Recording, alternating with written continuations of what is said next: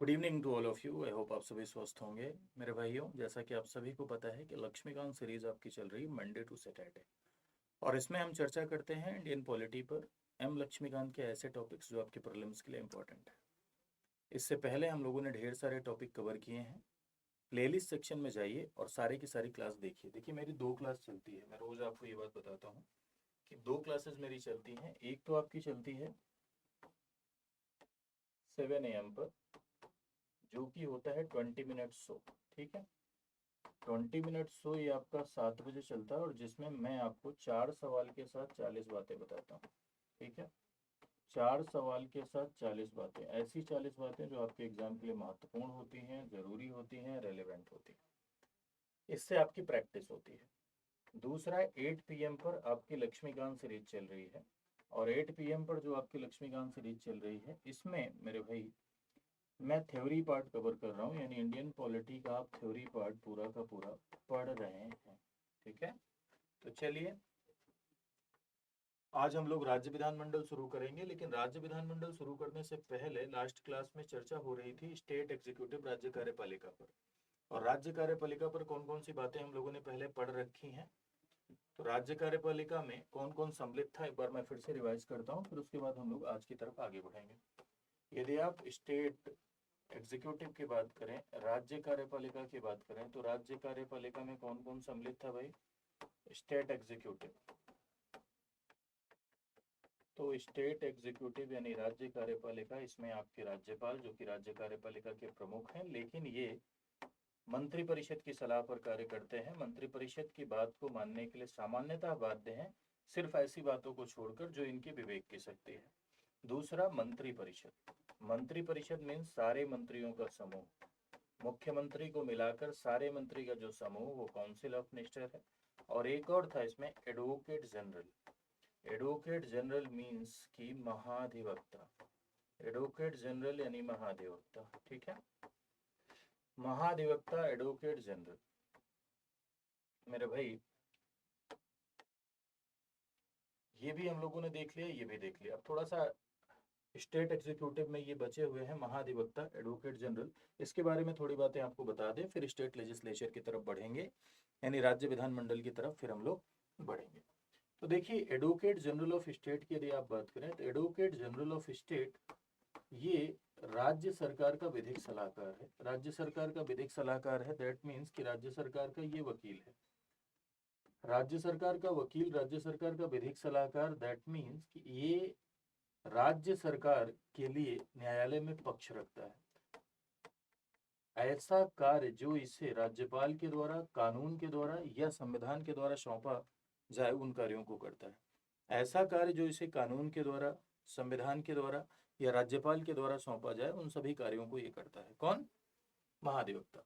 Under article 165 of the constitution, अनुच्छेद 165 के तहत ये कॉन्स्टिट्यूशनल बॉडी है, यानी संवैधानिक निकाय है। संवैधानिक निकाय का अर्थ होता है ऐसा निकाय जिसका उल्लेख संविधान में किया गया है, उसे हम कैसी बॉडी कहते हैं? उसे हम संवैधानिक निकाय कहते हैं, यानी कॉन्स्टिट्यूशनल बॉडी कहते हैं। एडवोकेट जनरल की यदि आप नियुक्ति की बात करें, अपॉइंटमेंट, तो एडवोकेट जनरल की नियुक्ति राज्यपाल द्वारा होती है, और राज्यपाल अपने मन से नहीं करता भैया, राज्य मंत्री परिषद की सलाह पर करता है, स्टेट काउंसिल ऑफ मिनिस्टर की सलाह पर करता है। राज्य मंत्री परिषद की सलाह पर, स्टेट काउंसिल ऑफ मिनिस्टर की सलाह पर ही नियुक्ति करता है। ठीक है, और ये राज्यपाल के प्रसाद पर्यंत पद धारण करता है। Hold his post on the pleasure of governor.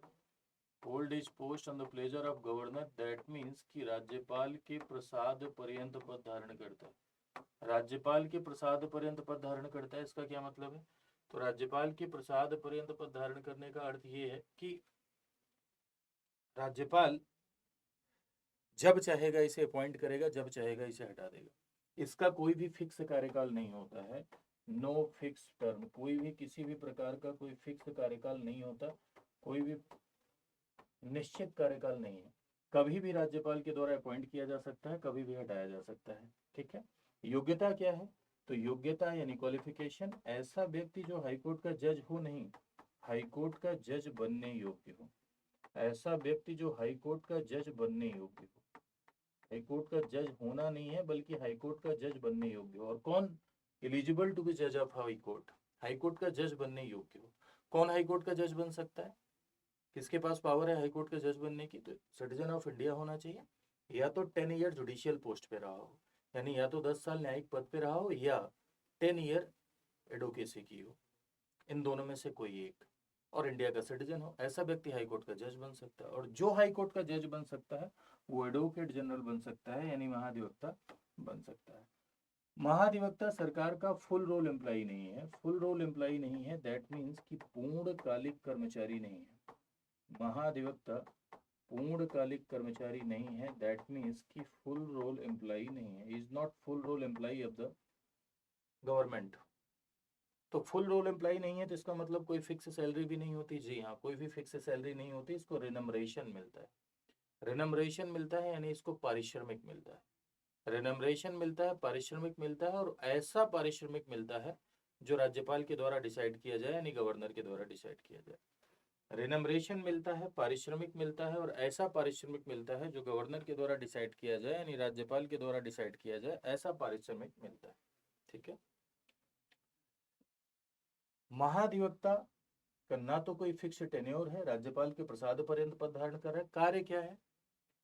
State government का लीगल ऑफिसर है, स्टेट गवर्नमेंट का लीगल एडवाइजर है, माफ कीजिएगा, राज्य का प्रथम विधि अधिकारी है। ऐसा कार्य जो इसे कॉन्स्टिट्यूशन द्वारा, लॉ द्वारा या राज्यपाल के द्वारा सौंपे जाए। अब कार्य में मतलब बर्तन धोना नहीं, कार्य में मतलब लीगल नेचर के, लीगल नेचर के जो कार्य सौंपे जाएंगे उन कार्यों को ये करेगा।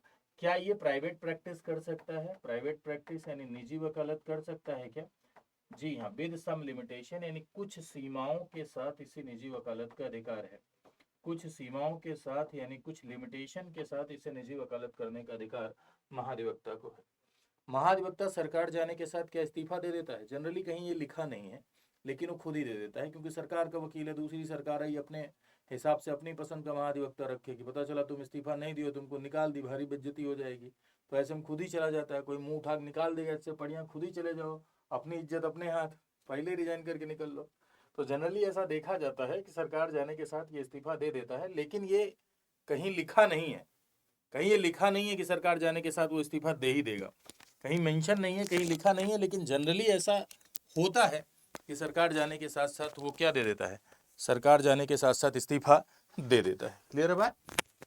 अच्छा, एक बात और समझिएगा कि यदि आप एडवोकेट जनरल की बात कर रहे हैं, महाधिवक्ता की बात यदि आप कर रहे हैं मेरे भाई, तो महाधिवक्ता भारत देश में राज्य सरकार का पक्ष किसी भी न्यायालय में रख सकता है, पहली बात। दूसरी बात, उसे संसदीय विधानमंडल के जो सदस्य, माफ कीजिएगा, राज्य विधानमंडल के जो सदस्य हैं, राज्य विधानमंडल के सदस्यों के विशेषाधिकार भी प्राप्त होते हैं, यानी राज्य विधानमंडल के सदस्यों के विशेषाधिकार भी मिलते हैं। राज्य विधानमंडल की कार्यवाही में भाग ले सकता है, बोल सकता है, लेकिन वोट नहीं दे सकता है। वोट देने का अधिकार, राज्य विधानमंडल की कार्रवाई में भाग ले सकता है, बोल सकता है, लेकिन वोटिंग राइट नहीं होगा। वोटिंग राइट नहीं होगा, वोट देने का अधिकार नहीं होगा, क्योंकि वो वहां का सदस्य नहीं है, ऐसे में उसे वोट देने का अधिकार नहीं होगा। क्लियर बात? तो ये महाधिवक्ता से संबंधित कुछ फैक्चुअल बातें हैं जो एग्जाम में जनरली पूछ ली जाती हैं। अब हम लोग आगे आते हैं, स्टेट लेजिस्लेचर की तरफ बढ़ते हैं, यानी राज्य विधानमंडल की तरफ बढ़ते हैं। ठीक है, आज अपने को यही पढ़ना है। राज्य विधानमंडल यानी स्टेट लेजिस्लेचर, ये संविधान का भाग 6 है, यानी पार्ट 6 ऑफ द कॉन्स्टिट्यूशन है, संविधान का भाग 6 है, और अनुच्छेद 168 से लेकर 212 तक, 168 से लेकर 212 तक स्टेट लेजिस्लेचर से रिलेटेड प्रोविजन किए गए हैं।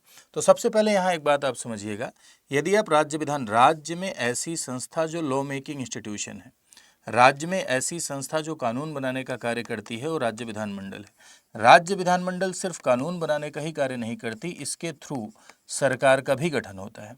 किससे किससे मिलकर राज्य विधानमंडल बनता है?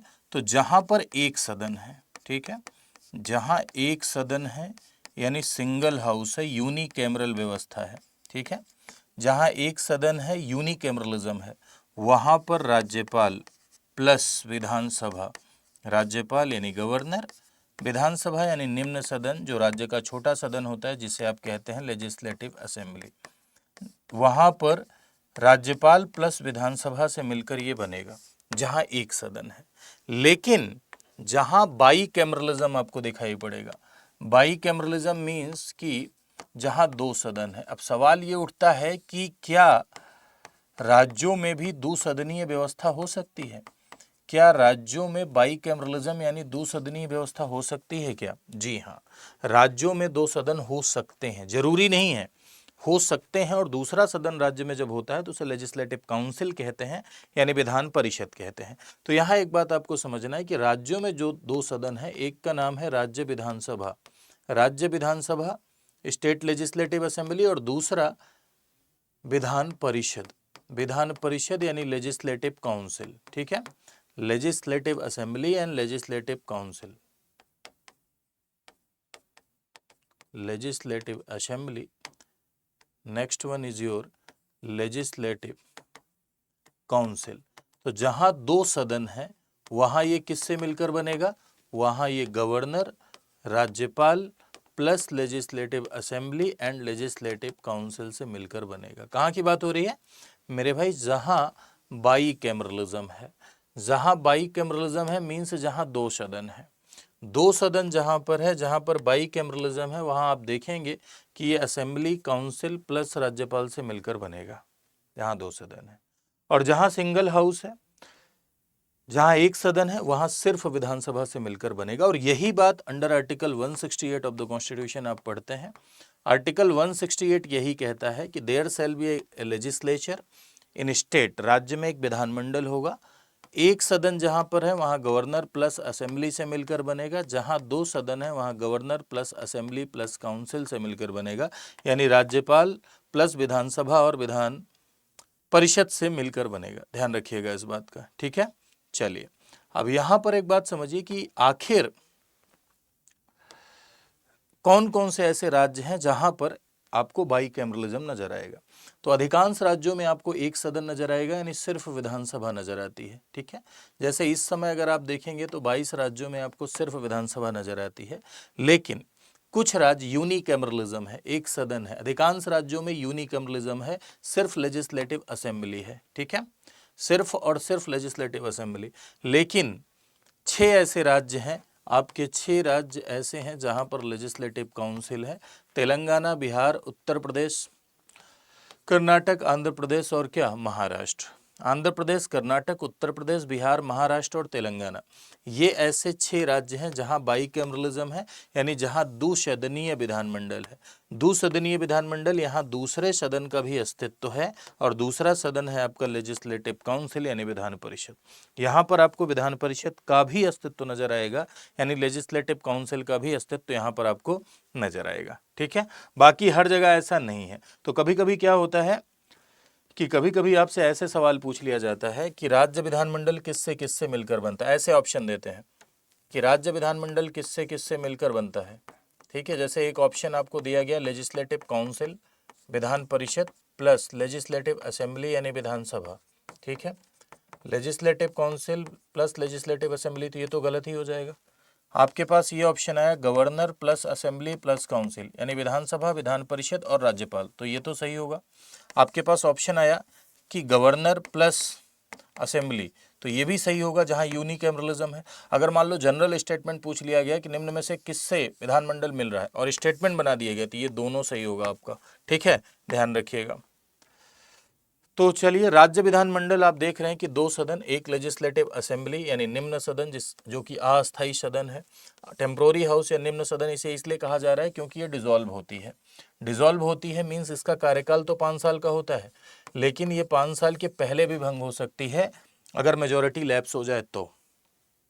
मेजोरिटी लैप्स हो जाए तो मेजोरिटी लैप्स की स्थिति में ये पहले भी डिसॉल्व हो सकती है, पहले भी भंग हो सकती है। ठीक है, तो विधानसभा जनता का सदन है, पॉपुलर हाउस है, निम्न सदन है। जैसे केंद्र में आपने लोकसभा पढ़ा था, वैसे ये राज्य में जनता का सदन है। डायरेक्ट जनता विधानसभा के लोगों को चुनती है।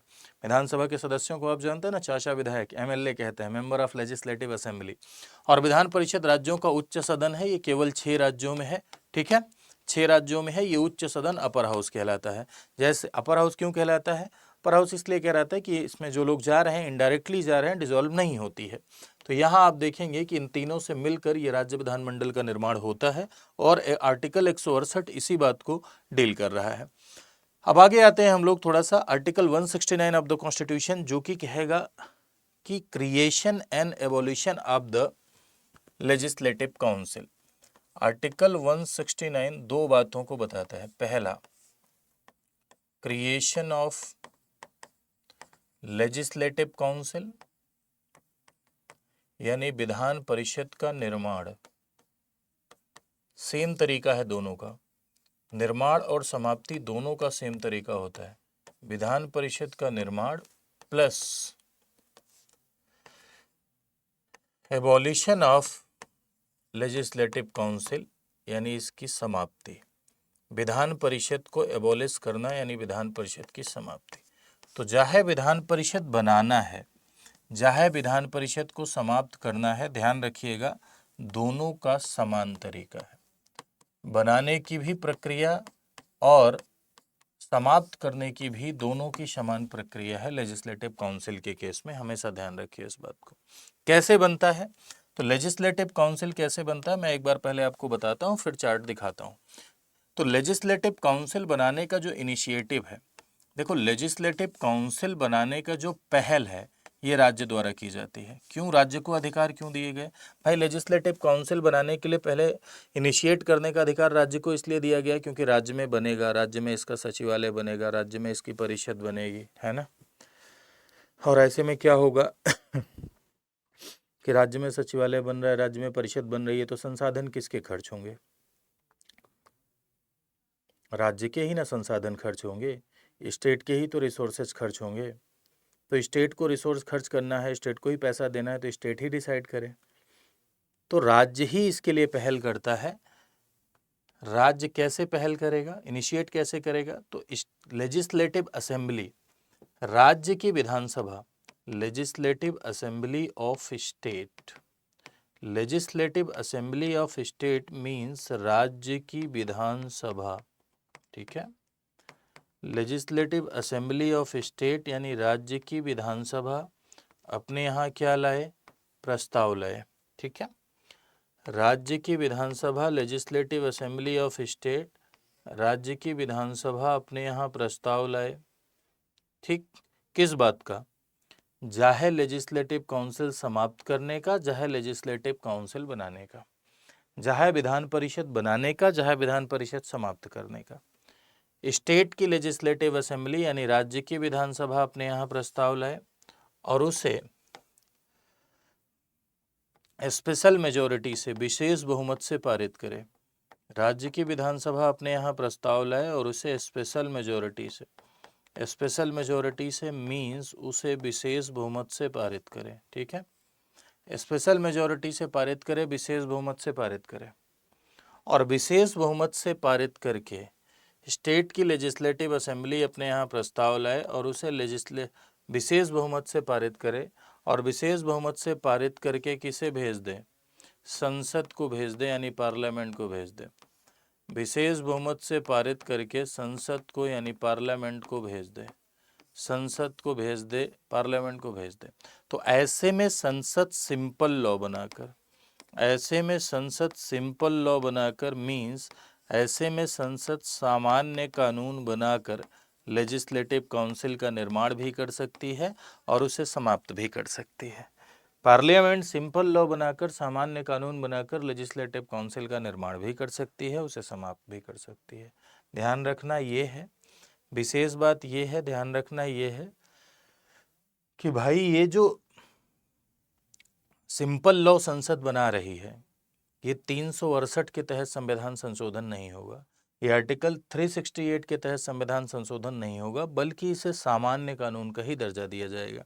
इसे सिंपल लॉ ही माना जाएगा, इसे सामान्य कानून का ही दर्जा दिया जाएगा। ये 368 के तहत कॉन्स्टिट्यूशनल अमेंडमेंट एक्ट नहीं होगा, यानी 368 के तहत ये संविधान संशोधन अधिनियम नहीं होगा। एक बार फिर से रिपीट कर देता हूँ, विधान परिषद का उत्साधन और सृजन, creation and abolition of the legislative council. Article 169 इस बात को बता रहा है, राज्य की विधानसभा विशेष बहुमत से प्रस्ताव पारित करती है, resolution passed by the state legislative assembly by special majority, then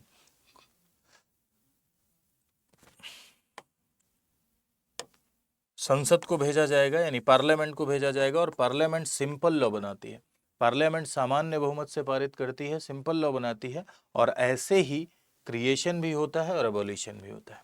ऐसे ही किसी भी राज्य में लेजिस्लेटिव काउंसिल का निर्माण किया जाता है और लेजिस्लेटिव काउंसिल को क्या समाप्त किया जाता है। यही प्रक्रिया है किसी भी राज्य में लेजिस्लेटिव काउंसिल को बनाने की और समाप्त करने की। ठीक है, चलो ये तो आप समझ गए। अब हम लोग आगे बढ़ते हैं, एक एक सदन करके देखेंगे, लेकिन दोनों के बारे में पहले कुछ चीज़ें मैं आपको बता देता हूँ। ये है आपकी लेजिस्लेटिव असेंबली जिसे आप कहते हैं विधान सभा।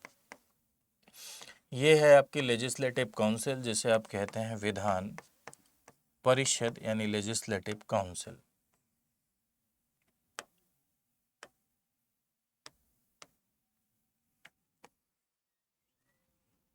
लेजिस्लेटिव काउंसिल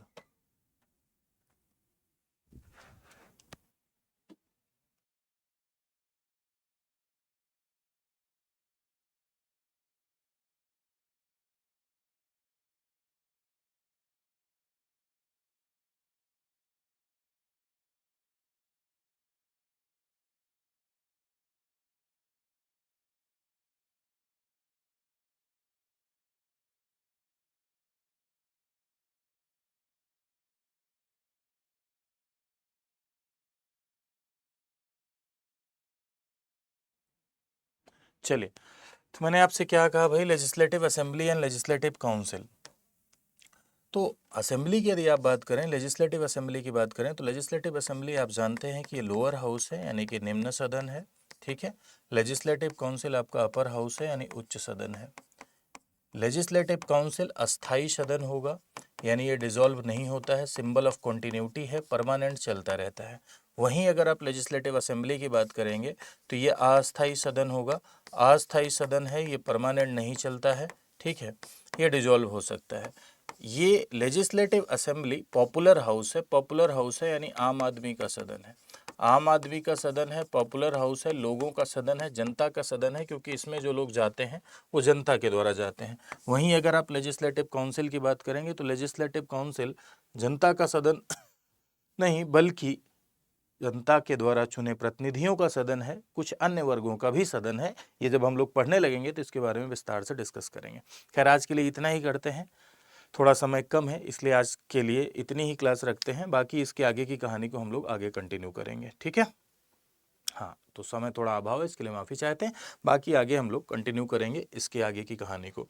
हाँ, ध्यान रखिए, यदि आप कंप्लीट हमारे साथ जुड़ के प्रिपरेशन करना चाहते हैं तो हमारे यहाँ का एक प्रोग्राम है आरंभ, इसको आप ज्वाइन कर सकते हैं। आरंभ एक ऐसा प्रोग्राम है जिसमें प्री मेंस इंटरव्यू तीनों की क्लासेस होती हैं, और इसमें अगर आप इनरोल करते हैं तो इस समय ऑफर भी चल रहा है। इसका लाभ उठाने के लिए आप studyIQ.com पर जाइए और उस पर स्टेट PCS पर सिलेक्ट करिए, UP PCS पर सिलेक्ट करिए, और वहाँ जाके आप ये कोड लगाएंगे तो आपको मैक्सिमम डिस्काउंट मिलेगा, और सारी जानकारी वहाँ जाके आप हासिल भी कर सकते हैं। तो हमारे साथ जुड़िए और अपनी तैयारी को और भी बेहतर बनाइए। तो आज के लिए इतना ही। Thank you so much to all of you. नमस्कार।